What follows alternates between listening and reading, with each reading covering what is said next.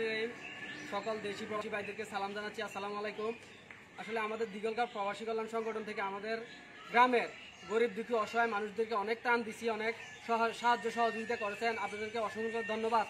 আজকে আমাদের দিগলগাঁও কাদির মাহমুদ বাড়ি দুলালের মেয়ের বিয়ে। দুলালে অল্প বয়সে মারা গেছেন।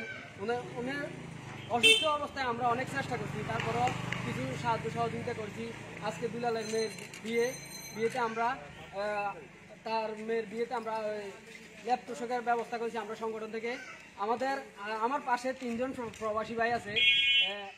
এখন আমাদের অবস্থানটা তারা বুঝতেছে আমাদের গ্রামের কি অবস্থা। এখন এই মুহূর্তে আমাদের গ্রাম থেকে আমাদের গ্রামের কৃতি সন্তান সাকিব ভাই প্রবাসী ভাইদের উদ্দেশ্যে কিছু কথা বলুন। যারা প্রবাসে আছেন, বিভিন্নভাবে আমাদের এই সংগঠনকে সাহায্য সহযোগিতা করার জন্য আমি অনুরোধভাবে জানাচ্ছি।